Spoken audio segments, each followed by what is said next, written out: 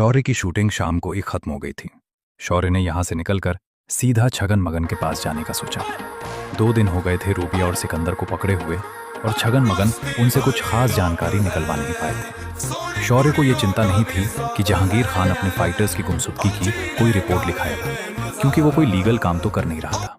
हाँ, वो अपने आदमियों से अपने दोनों शागिर्दों की तलाश जरूर करवा रहा होगा। शौर्य ने छगन को फोन लगाया। हेलो छगन, उन दोनों का क्या हाल है? मत पूछो बॉस, दोनों बड़ी सख्त जान है, टूटने को तैयार ही नहीं है, छगन अफसोस भरे स्वर में बोला। ठीक है, तुम अपना लोकेशन भेजो, मैं अभी आता हूं। शौर्य ने इतना कहा और फोन काट दिया। फोन कटने के कुछ देर बाद ही शौर्य के फोन पर छगन ने अपना लोकेशन भेज दिया। शौर्य ने सबसे विदा लिया और बाहर जाने के लिए खड़ा हुआ। नताशा उसके साथ बाहर तक आई।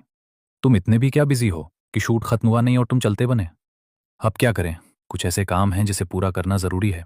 शौर्य ने अपनी मजबूरी जाहिर की। ठीक है, मैं समझती हूं, तुम्हारे बहाने हमेशा तैयार रहते हैं, नताशा मुस्कुराती हुई बोली। चिंता क्यों करती हो, कुछ दिनों में फिल्म की शूट फिर से शुरू हो जाएगी, तो फिर समय ही समय होगा, तब शायद इसी चेहरे से बोर हो जाओगी, शौर्य ने मजाक भरे स्वर में बोला। नताशा शौर्य से गले मिलकर उसको विदा किया। शौर्य नताशा के दिल में अपने लिए मौजूद सॉफ्ट कॉर्नर को साफ महसूस कर सकता था। शौर्य को छगन के भेजे लोकेशन पर पहुंचने में लगभग 1.5 घंटा लगा। छगन उसको लेकर उस कमरे में पहुंचा जहां उसने रूबिया और सिकंदर को बांध रखा था। 2 दिनों से एक ही स्थिति में बंधे होने के कारण दोनों की हालत खराब हो रखी थी। 2 दिन पहले जिस रूबिया की सूरत किसी फूल की तरह खिला नजर आ रहा था, इन 2 दिनों में ही उसके चेहरे का सारा तेज जाने कहां गायब ही गया था। जैसे ही उसने शौर्य को अपने सामने देखा, उसका शरीर तन गया। उसने इन 2 दिनों में पहली बार शौर्य को देखा था। उसे इस बात का आश्चर्य भी था कि इन 2 दिनों में शौर्य उसके सामने क्यों नहीं आया। जब भी उसके सामने उससे पूछताछ करने आया तो वो छगन मगन ही था। छगन मगन ने 2 आदमियों को इन दोनों के लिए पहरे पर बिठा रखा था। शौर्य ने उन दोनों के सामने एक चेयर पर बैठ गया और गिरजा को घूरते हुए बोला, तुम वही लड़की हो ना जो मुझसे आयरन फिस्ट क्लब में टकराई थी? याददाश्त तो तुम्हारी अच्छी है, तुमने ठीक पहचाना, मैं वही हूं जिससे तुम वहां टकराए थे, रूबिया फीकी मुस्कान के साथ बोली। अब जब इतना बता दिया तो लगे हाथों ये भी बता दो कि तुम मेरा पीछा क्यों कर रही थी? शौर्य रूबिया की आंखों में देखते हुए बोला। रूबिया ने शौर्य के इस सवाल का कोई जवाब नहीं दिया। वो बस खामोशी से शौर्य को देखती रही। देखो, मैं जानता हूं कि तुम जो मेरा पीछा कर रही थी वो तुम जहांगीर खान के लिए कर रही थी, और मैं ये भी समझता हूं कि जहांगीर खान भी ये काम किसी और के लिए कर रहा होगा। मैं उस शख्स का नाम जानना चाहता हूं, शौर्य सपाट लहजे में बोला। सबसे पहली बात, एक तो मुझे पता नहीं है कि इसके पीछे कौन है, और अगर पता भी होता तो मैं तुम्हें कभी ये नहीं बताती, रूबिया अपने दांत को भींचती हुई बोली।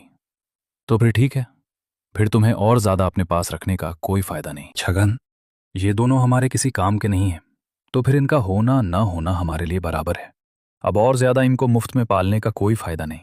इनका क्या करना है ये तो तुम समझते ही हो, शौर्य छगन की ओर देखते हुए बोला। तो तुम हमारे साथ क्या करने वाले हो? सिकंदर का चेहरा शौर्य की बात सुनकर सफेद पड़ गया था। उसने हकलाते हुए पूछा, इतना तो तुम समझते ही होंगे कि जो घोड़ा रेस में दौड़ने लायक नहीं रहता उसका क्या किया जाता है, शौर्य अपनी चेयर से उठता हुआ बोला। तो तुम ऐसा नहीं कर सकते? हमने तुम्हारा कुछ बिगाड़ा तो है नहीं, हम तो सिर्फ तुम्हारा पीछा कर रहे थे, तुम हमारी जान नहीं ले सकते। सिकंदर को समझ आया कि शौर्य का कहने का क्या मतलब है, क्योंकि उसके होने न होने से शौर्य का कुछ भी फायदा नहीं है, इसलिए वो उसकी जान लेना चाहता है। मुझे नहीं पता कि तुम हमारा पीछा क्यों कर रहे हो। तुम्हें छोड़ने का मितलेक्टेड है कि अपने दुश्मन को मजबूत करना, वो मैं नहीं कर सकता, शौर्य लापरवाही का प्रदर्शन करता हुआ बोला। वो सिकंदर के माइंड पर प्रेशर बनाना चाहता था। उसे लगा कहीं इस दबाव में उन दोनों में से किसी के मुंह से काम की कोई बात निकल सकती है। देखो, तुमने पहले भी हमारे एक साथी को मार दिया था, अगर दोबारा ऐसा हुआ तो हमारे मास्टर तुम्हें जिंदा नहीं छोड़ेंगे। सिकंदर को जब कोई रास्ता नजर नहीं आया तो वो अपने मास्टर की धौंस देता हुआ बोला। सिकंदर की बात सुनकर शौर्य के कान खड़े हो गए। उसे समझ नहीं आया कि उसने कब इसके किसी साथी की जान ली है।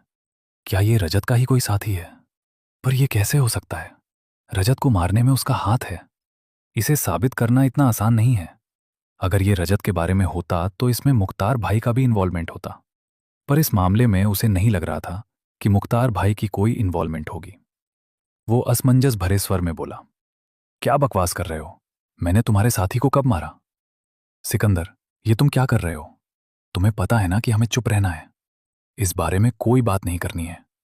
रूबिया सिकंदर को ज्यादा ही बोलते देखकर उसको डांटते हुए बोली, क्या सिस्टर, क्या हम ऐसे ही अपनी जान दे देंगे? अब जब महन भाई नहीं हैं और हमें पता है कि इसी शख्स के कारण उनकी जान गई है, तो इसे पता तो चलना चाहिए कि हम इसका पीछा क्यों कर रहे थे। सिकंदर रूबिया को समझाते हुए बोला, पर रूबिया के चेहरे पर नागवारी के भाव था, जबकि शौर्य को समझ नहीं आया कि सिकंदर किस महंत की बात कर रहा है। उसे तो इस नाम का कोई भी व्यक्ति याद नहीं आ रहा था। उसने उत्सुकतावश फिर से सिकंदर से सवाल किया, ये महंत कौन है और ये कब मेरे कारण मारा गया? सिकंदर शौर्य की बात सुनकर रूबिया की तरफ देखने लगा। उसे समझ नहीं आया कि क्या उसने महंत का नाम लेकर सच में कुछ गलत तो नहीं कर दिया। देखो, अगर तुम जो जानते ही सब सच बता दोगे तो मैं वादा करता हूं कि मैं तुम्हारी जान नहीं लूंगा, शौर्य सिकंदर को आश्वस्त करते हुए बोला। आज से 8-9 महीने पहले जब तुम्हारा जेट क्रैश हुआ था, उसके बाद से महंत भाई का कोई पता नहीं है। विमान के मलबे में जो लाश मिला था, जब वो तुम्हारा नहीं था तो जरूर वो लाश महंत भाई का ही होगा। सिकंदर ने अपनी बात स्पष्ट किया। एक ही पल में शौर्य के दिमाग पर छाया धुंध छट गया। अब उसके सामने सारी बात स्पष्ट हो गई कि भारत आते ही जिसने उसको मारने की कोशिश की, उसका नाम महंत था, यानी वो जहांगीर खान का ही आदमी था। जब वो रूबिया से आयरन फिस्ट में टकराया था, तो रूबिया उसको देखते ही पहचान गई कि उसी को मारने के लिए महंत गया था। जब वो जिंदा है तो मरने वाला जरूर महंत ही होगा, यानी उस समय रूबिया ने उसकी फोटो देख रखी होगी, तभी तो वो उसे एक पल में ही पहचान गई। तुम ये कहना चाहते हो कि भारत आते ही जिसने मुझे मारने की कोशिश की वो तुम्हारा साथी था? शौर्य गहरी नजरों से सिकंदर को देखता हुआ बोला, तुम्हारे कारण महंत की जान गई है। तुम आज भले ही हमें मार दो, पर मास्टर तुम्हें जिंदा नहीं छोड़ेंगे। रूबिया अंगार भरी नजरों से शौर्य को देखती हुई बोली, कमाल करती हो तुम। तुम्हारा साथी मुझे मारने गया था और तुम ये चाहती हो कि मुझे उसके हाथों शहीद हो जाना चाहिए था। अब इतना भी ज्यादा शरीफ में नहीं हूं कि अपनी जान लेने वाले व्यक्ति को माला पहनाता। जो मेरी जान लेने गया था उसे तो मरना ही था। तुम दोनों भी तो भारे के कठपुतली ही हो, पर तुम्हारी डोर उस जहांगीर खां के हाथ में है, तो इसका मतलब मेरी जान लेने के पीछे जहांगीर खां का हाथ है। तो तुम दोनों पर समय बर्बाद करने से अच्छा है कि उस जहांगीर खां की नकेल कसी जाए। तुम क्या करने की सोच रहे हो? रूबिया आशंकित स्वर में बोली, पर शौर्य ने रूबिया की तरफ ध्यान नहीं दिया। उसने छगन से पूछा, इन दोनों के पास जो मोबाइल था वो कहाँ है? मोबाइल स्विच ऑफ है और हमारे कमरे में पड़ा हुआ है, छगन ने जवाब दिया। ठीक है, तुम उसे हमारे पास लेकर आओ। अब ये मोबाइल ही इनके बॉस को पकड़ने में हमारी मदद करेगा। शौर्य छगन को देखता हुआ बोला। ना ही रूबिया को ना ही सिकंदर को भला इस मोबाइल के द्वारा शौर्य जहांगीर खां को कैसे पकड़ेगा। छगन के दिमाग में यही बात चलने लगी। तुम अपने साथ 2-3 आदमियों को लेकर हमारे साथ चलो, इसका मास्टर खुद ही हमारी जाल में फंसने को आ जाएगा, शौर्य छगन से बोला। छगन को समझ नहीं आया कि ये बात कैसे मुमकिन हो सकती है, पर जब शौर्य ने ऐसा कहा था तो इसका मतलब उसके दिमाग में कोई आइडिया जरूर होगा। छगन जल्दी से उन दोनों का मोबाइल निकाल लाया और शौर्य के साथ उस तहखाने से बाहर चला आया। शौर्य ने छगन से वो मोबाइल लिया जो कि रूबिया और सिकंदर का था और जाकर छगन की स्कॉर्पियो के पास पहुंच गया और दरवाजा खोलकर उसमें बैठ गया। छगन भी जाकर स्कॉर्पियो की ड्राइविंग सीट पर बैठ गया और शौर्य के आदेश का इंतजार करने लगा। शौर्य के कहने पर उसके बाकी आदमी भी स्कॉर्पियो की पीछे वाली सीट पर बैठ गया। सबके बैठने के बाद शौर्य ने छगन से पूछा, तुम्हारी नजर में कोई ऐसी जगह है जहां किसी को घेरा जा सकता है? ये ध्यान रखना कि उस जगह लोगों की आवाजाही भी कम हो। हाँ, है ना, विशालगढ़ का पुराना स्टेडियम, जो कि एक खंडहर बन चुका है। अब तो लोग वहां जाते भी नहीं, छगन ने नाम सुझाया। ठीक है, तो तुम गाड़ी को वहीं ले चलो। शौर्य ने छगन को गाड़ी पुराने स्टेडियम ले जाने को बोला। छगन को समझ नहीं आया कि शौर्य के दिमाग में क्या चल रहा है।